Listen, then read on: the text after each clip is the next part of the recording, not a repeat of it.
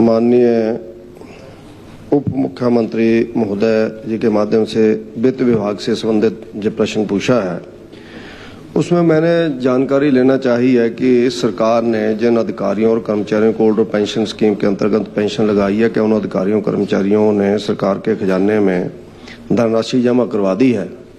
और दूसरा इसमें था कि इन अधिकारियों कर्मचारियों पर प्रदेश सरकार के द्वारा खजाने के अंतर्गत कितना पैसा डाला गया है।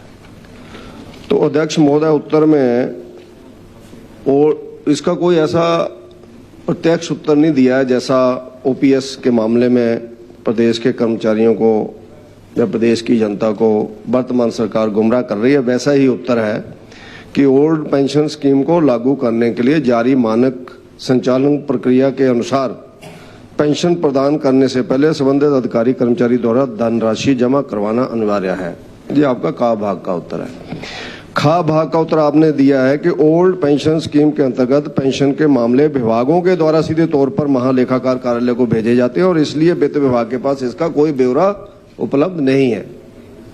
जिस स्कीम को आपने गारंटी नंबर 1 के नाते रखा था और आपने कहा आपने लागू भी किया, उसको आप कहते हैं लागू किया, लेकिन उसका ब्यौरा ही आपके पास नहीं है कि आप ओल्ड पेंशन स्कीम के अंतर्गत कितने कर्मचारियों को पैसा दे रहे हैं या नहीं दे रहे हैं।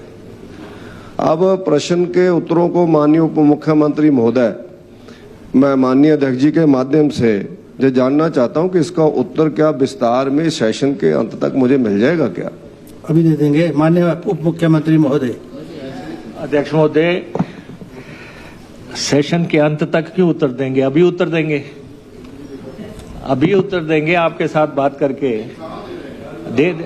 सुनो तो सही, सुनो सही। ऐसा है माननीय अध्यक्ष महोदय,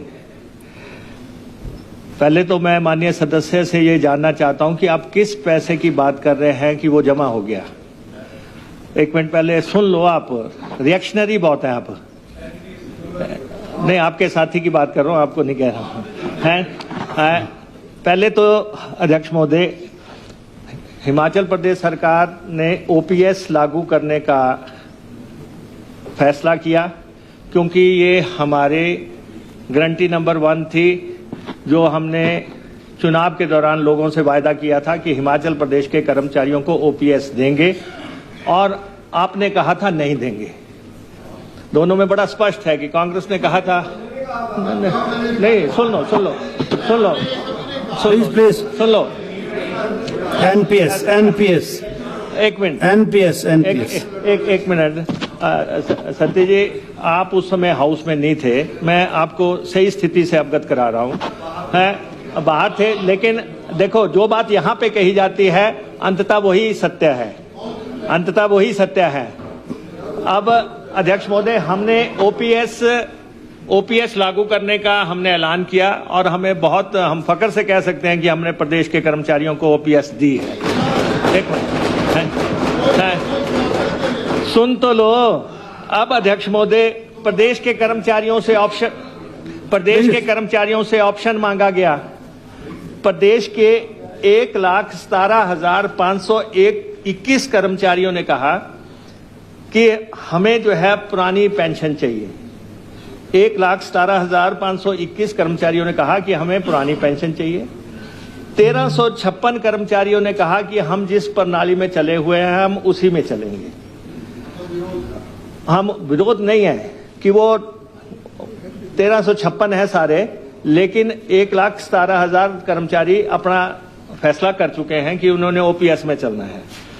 अब अध्यक्ष महोदय, अब तक जो प्रणाली चल रही थी उसके तहत जो है पैसा जमा होता था और उसमें राज्य सरकार भी पैसा डालती थी और कर्मचारी भी पैसा डालता था और वो पैसा माननीय सदस्य 9242 करोड़ रुपया है जो केंद्र सरकार के पास जमा है और इसमें 50% पैसा राज्य सरकार का है, 50% पैसा कर्मचारी के पास कर्मचारी का है और ये केंद्र के पास जमा है।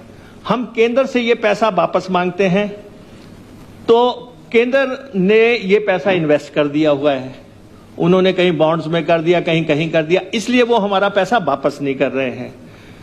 आपके नेता प्रतिपक्ष कहते हैं कि ये पैसा है ही नहीं हमारा, ये पैसा है ही सेंटर का। पर आप बताएं, इन्होंने Please, कहा please, no disturbance, please. Sir, Let the honorable Deputy Chief Minister reply. अगर आपको लगेगी कि बात लॉजिकल नहीं है तो मैं आपकी बात पे आगे चलो, बढ़ने को I will allow the supplementary in any case. और अध्यक्ष महोदय, जो 9242 है वो सेंटर के पास जमा है।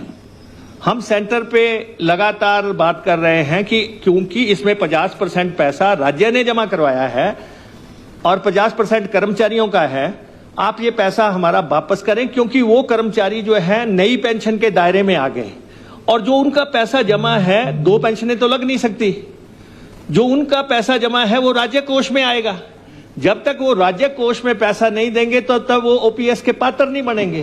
तो इसलिए ये पैसा केंद्र को हमें देना है और हम लगातार बात कर रहे हैं उनसे। दूसरा, केंद्र ने ये कर दिया कि अगर आपने ओपीएस लागू करनी है तो आपको कर्ज की सीमा घटा देंगे और उन्होंने हमारे को 1700 करोड़ रुपए का उसमें कट लगा दिया।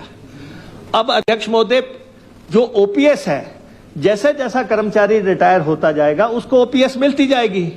जमा पैसा तो एनपीएस वालों का है, एनपीएस का पैसा केंद्र से है। और जब हमारा कहने का मतलब यह है कि जब वो रिटायर होंगे, अगर उनको ओपीएस में आना है तो पहले वो जो एनपीएस में जो राज्य का शेयर जमा है वो आप जमा करेंगे, तब आपको पेंशन लगेगी। इतनी सी बात है। बाकी पेंशन के कागजात सीधे जो है एजी को जाते हैं और उनके साथ ही पत्र व्यवहार होता है। अगर फिर भी आपको ये चाहिए होगा कि कोई पर्टिकुलर आंकड़ा कि कितने लोगों को एजी ने किया है, तो हम एजी से बात करके वो आंकड़ा भी आपको उपलब्ध करवा देंगे। ओनली इसमें एक मिनट, इसमें यही क्वेरी है अब, क्योंकि पिछले 2 सालों में कितने लोग रिटायर हुए और उनको वो पेंशन भोगी बने, ओपीएस में आए, तो उनको क्या पेंशन मिल रही या नहीं मिल रही? बस अध्यक्ष महोदय, जो जिन्होंने तो नई पेंशन के तहत पैसा जिनका जमा है वो जैसे जमा करवाएंगे तब उनको मिलेगी। वो तो सारे कर्मचारी 1356 ही हैं अब उसके तहत चलने वाले। हमारा प्रदेश का कर्मचारी ये चाहता है कि हमने ओपीएस में चलना है और ओपीएस में चलना है तो हमारी सरकार जैसे ही कोई भी रिटायर होगा हम उसके साथ कटिबद्ध हैं कि वो पैसा ले ले। लेकिन जिसने राज्य का पैसा दूसरी पेंशन में जमा करवा रखा है वो पैसा पहले वापस कर दे, क्योंकि उसको इमीडिएटली मिल जाता है। जैसे ही वो रिटायर होता है सेंटर पैसा रिलीज कर देती है। तो हमारा ये है कि जैसे ही आपको सेंटर पैसा रिलीज कर देता है, आप हमारा पैसा जमा करा दें, आपको पेंशन के तहत जो हमारे बेनिफिट्स है वो शुरू हो जाएंगे। माननीय श्री सतपाल सिंह सत्ती।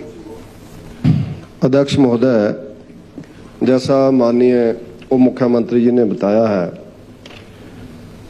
उसमें एक मैं और जानकारी माननीय उप मुख्यमंत्री जी के माध्यम से लेना चाहता हूं। अनेकों बार हम लोग अलग अलग विभागों के कर्मचारियों के माध्यम से, विशेष रूप से हमारा जो बिजली विभाग है और ULB, urban development local bodies के जो कर्मचारी हैं, वो भी डिमांड करते हैं कि हमें ओपीएस के अंदर लेना चाहिए और धरने देते हैं। उनकी रैलियां भी हुई है। क्या उनके बारे में भी सरकार कुछ ऐसा विचार रखती है कि उनको भी ओपीएस के अंदर लेंगे?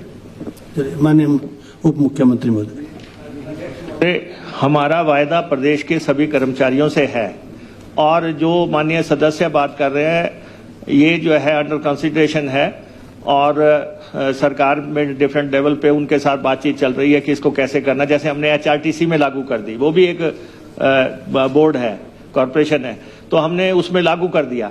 तो ऐसे ही ये प्रदेश के सभी कर्मचारियों के लिए है, क्योंकि नया कंसेप्ट है, उसमें सबको लाते लाते थोड़ा समय जरूर लग रहा है, लेकिन ओपीएस हमारी कमिटमेंट है और हम ओपीएस प्रदेश के कर्मचारियों को हर हालत में देने के लिए कटिबद्ध है। आपसे एक आग्रह जरूर है, आप नेता प्रतिपक्ष को ये समझाएं कि वो 9242 करोड़ में 5000 करोड़ हिमाचल सरकार ने जमा करवाया है, उस पे अपना स्टैंड बदलें कि वो प्रदेश का पैसा है, वो प्रदेश को वापस आए।